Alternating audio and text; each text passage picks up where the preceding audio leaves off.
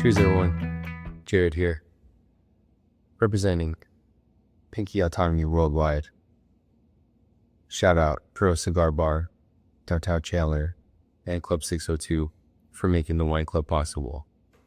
So, for our July tasting, 3 beautiful wines, 2 from Argentina and 1 from France. So, kind of a nice blend of New World Argentinian, and also grown at a very high elevation, which lends to some pretty unique properties as far as these wines are concerned. And then old school OG French wine that actually expresses very New World style, basically grown next to the Mediterranean Sea, so a little bit warmer than most of the climates throughout France, and definitely shows that. So, without further ado, our first wine, the 2024 Piattelli Torrontés. So this is grown in Salta, which is essentially kind of one of the northern parts in the wine growing areas of Argentina. The elevation is extremely high. We're talking almost 5,900 feet elevation above sea level, which lends to a few different things. Huge diurnal shifts. And what that means is you have very, very hot days and very cool nights. That allows the grapes to ripen and mature very slowly, to get very nice and plump and juicy. But those cool nights help to retain the acidity that you really want for balance, so that it's not just a whole bunch of sugar in the glass. So, without further ado,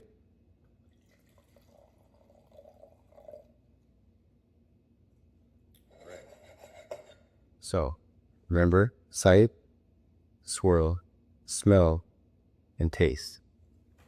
So if we're taking a look at this wine, kind of a pale straw color, and there's just a little hint of gold in it.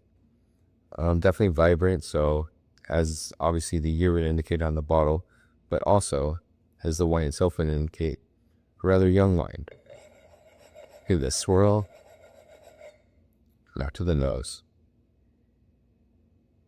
Wow, incredibly floral.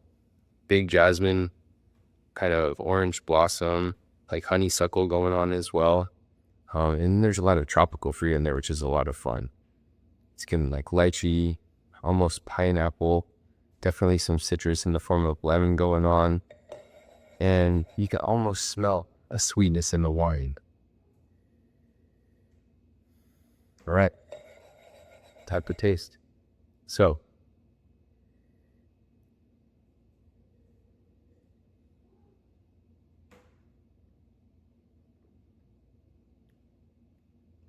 this wine's a lot of fun because a lot of the elements that we discussed in the nose do come through on the palate. But what really makes it unique is the fact that it has enough acidity to really balance out that sweetness. The jasmine is still there.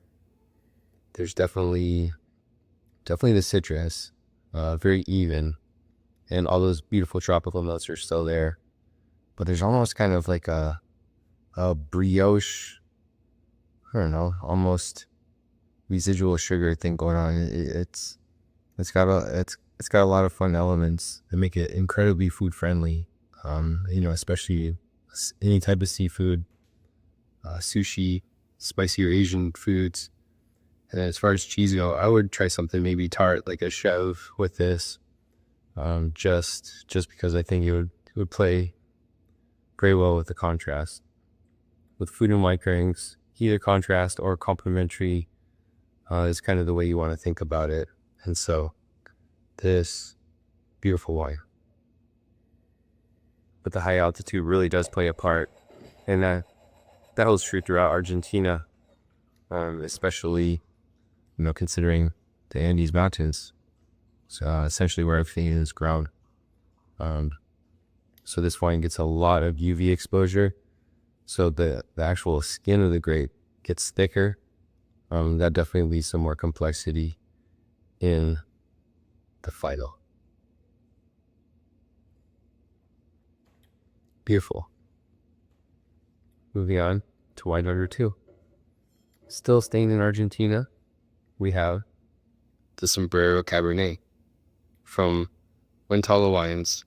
It's from the Uco Valley, which is a little south of Salta, kind of Mendoza. Mendoza is the largest production area in all of Argentina.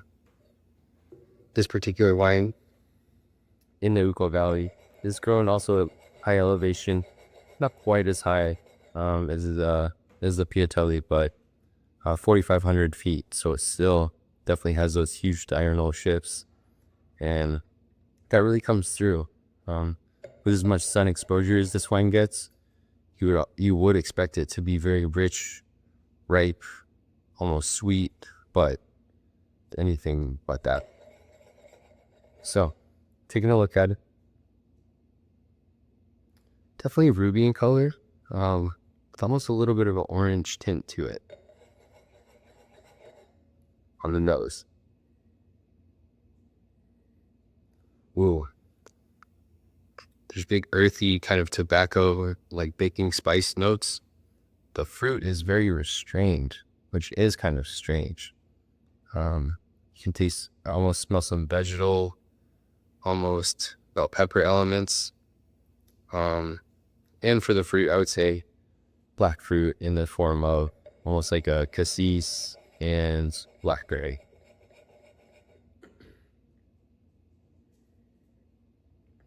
All right, time for a taste.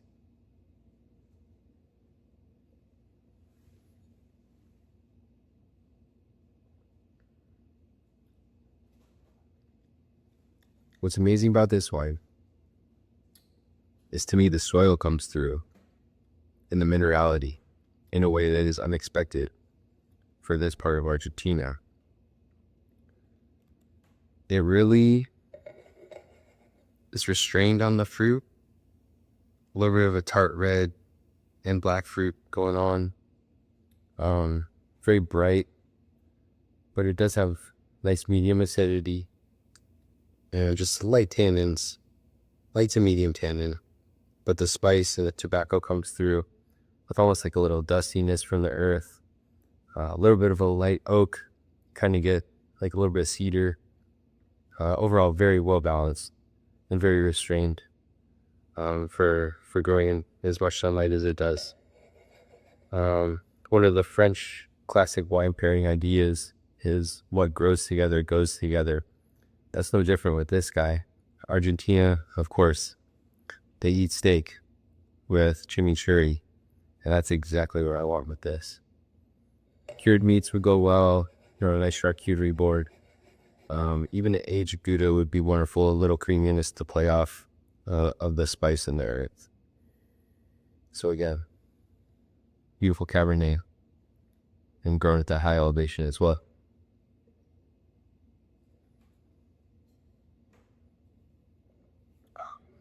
Last but not least, switching gears to the Aviana 2022 Cabernet. This is coming from Languedoc, France. So Languedoc is southern France, right along the Mediterranean coast. Obviously, a little bit of a warmer climate as far as France itself is concerned, but they are moderated by the Mediterranean Sea, so it helps to cool off what would be an otherwise invariably hot region. So if you take a look at this one, just nice and garnet in color. Obviously being the 2022, very bright, you can tell young, but never a bad day. On the nose, very lightly floral. Obviously not as jasmine and honeysuckle as the Torrontés we tasted, but there's just a little hint of flower in there. It's like a rose petal. For fruit, I get a little bit of cherry, a little bit of blackberry. What's really interesting with this one is you can almost smell the sea salt in it, being that close to the Mediterranean Sea.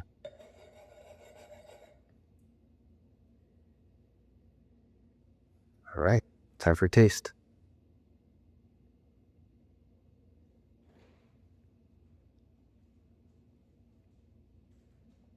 to me, this is where it's really fun to have two of the same grape that express completely differently. Whereas the Sombrero Cab had the spice, had the tobacco, had the restraint.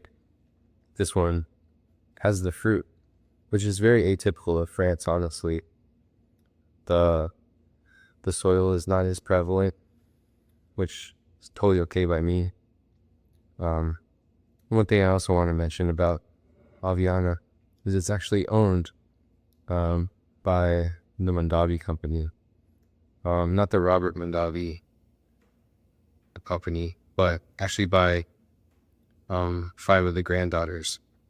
So it's a woman-led company doing great things, buying fruit and wine from overseas, and just kind of really paving the way as far as the next generation of winemakers and getting approachable wines, out to people at a very reasonable price. So cheers to them. But back to the palate. Very ripe, kind of plum and berry fruits. The tannins are there, but in the medium to medium minus kind of a way. Definitely a little bit of oak, where you almost get that a light little bit coconut. Pretty low acidity, very smooth on the finish. The palate, medium in body, so definitely food friendly in a lot of different ways.